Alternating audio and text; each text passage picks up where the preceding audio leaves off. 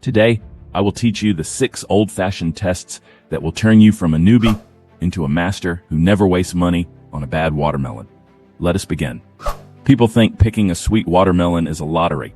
They tap them, shake them, but in the end, they just pray to the heavens that it is good. But my grandfather, who farmed this very soil in Crete, taught me that the earth never lies. The melon carries its own birth certificate on its skin. You just have to know how to read the language. In the old days, our grandmothers and the farmers' wives could tell if a watermelon was sweet before they even touched it.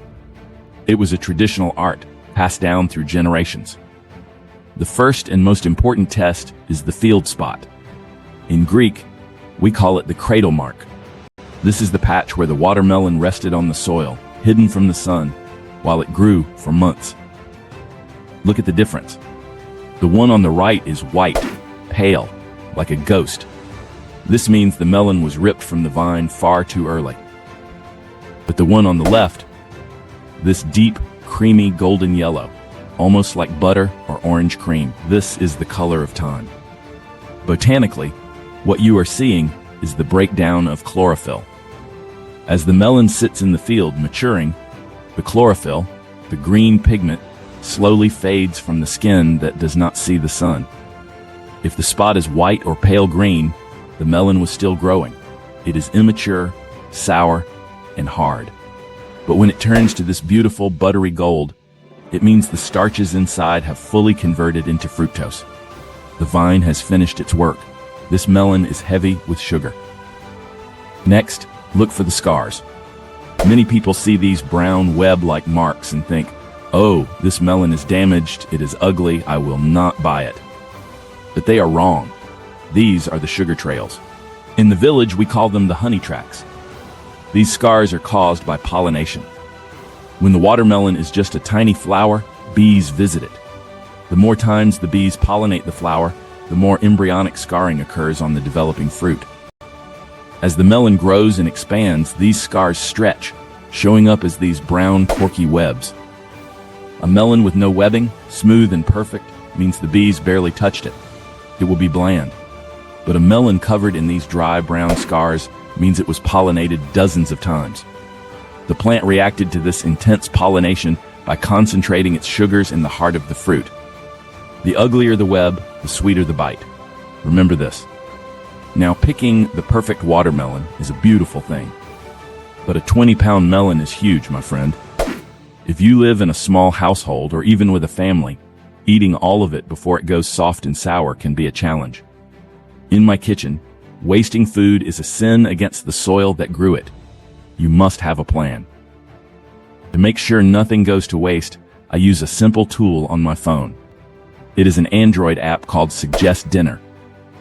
Let me show you. I open it, scan the ingredients I have right here on my counter, my fresh watermelon. Instantly, it gives me a beautiful dinner idea. A refreshing Mediterranean watermelon and feta salad. It is the perfect balance of sweet, salty, and cool. No searching through thick cookbooks or throwing away half a melon. It tells me exactly how to use what I have. Do not let your beautiful, fresh ingredients go to waste, my friend. Go to the Google Play Store, search for Suggest Dinner, and download it today. Next, look at the tail. The stem. This is the umbilical cord that connects the watermelon to the earth. It is the direct connection to the vine's life force. A green, thick, straight stem tells a story of impatience. It means a grower used a knife to cut the melon from the vine while the plant was still feeding it. The connection was active. The fruit was forced to stop ripening. It was kidnapped from the soil. But look at this one. It is dry, brown, and curled. Botanically, when a watermelon reaches peak maturity, a layer of cells at the base of the stem dies off naturally. The vine stops sending nutrients because the melon is full. The stem dries up, curls, and the melon almost detaches itself. A brown, shriveled tail is proof that the vine died so the melon could live. If it is green, leave it green. If it is dry and brown, it is ready for your table. This is the test everyone tries in the supermarket, but very few understand what they are listening for. They just knock and nod their heads. Let me show you how to listen. You hear that? It is deep, hollow, and it rings back. It sounds like a drum. In Greek, we say it has a campana sound, like a church bell. This resonance happens because the cell walls inside are packed with pressurized juice, and the air pockets have formed perfectly as the flesh expands with sugar. The sound bounces through the liquid structure, creating a beautiful acoustic echo. This first one, with the flat, dull thud, it is immature, dense, and hard inside. The cell walls are too thick, and there is no resonance. It will taste like rind. The third one, with the wet, soft thwack, it is overripe. The cell walls have collapsed, the juice has fermented, and the inside is turning to mush. You want the drum. If it sounds like a hollow drum, it will sing in your mouth. Our fifth test is the weight. A watermelon is a creature of water. 92% of its body is liquid, but not all water is sweet. We must look at the density. A mature watermelon is packed tight. As it matures on the vine, it pulls water and nutrients, condensing them into sugars. The cellular structure becomes highly saturated. This makes it heavy. If you compare two melons of the same size, always buy the one that feels like it is made of lead. It should feel surprisingly heavy, like it is filled with liquid gold. If you lift a large melon and it feels light or easy to lift, it means one of two things. Either it did not mature enough to pull the water from the vine, or it has developed hollow heart, where the interior has dried out and split, leaving empty air pockets. Air weighs nothing, my friend. We do not pay for air. We pay for sweet juice. Choose the heavy one. Finally, we look at the stripes and the luster. This is the visual seal of maturity. A ripe watermelon should look tired of the sun, not shiny like it was polished for a beauty pageant. Look closely at the stripes of a striped melon, like the crimson sweet. You want the dark green stripes to be deep, almost blackish green, and highly defined against the pale cream stripes. The stripes should be wide. But most importantly, look at the luster. Ripe skin is matte. It has a dull, dusty look. Underripe skin is shiny, glossy, and bright green. Why does this happen? As the melon matures, the outer waxy cuticle, which protects the young fruit, begins to weather and break down. The rind loses its gloss and becomes dull.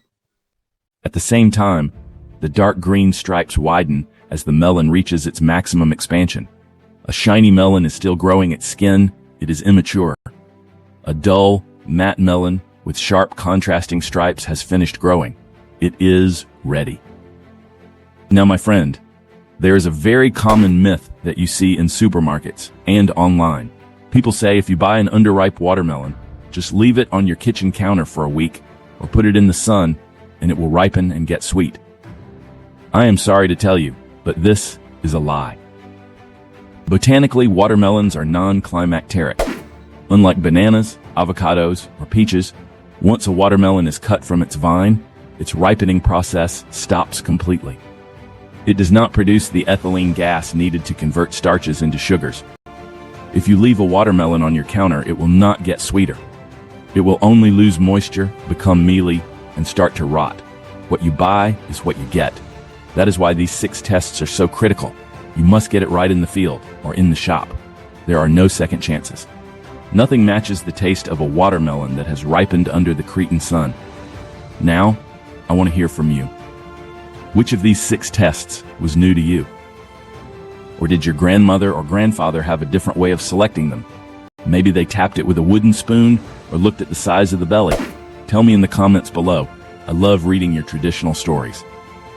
In the next video, we are going to go into the kitchen to make a dish that is very dear to my heart.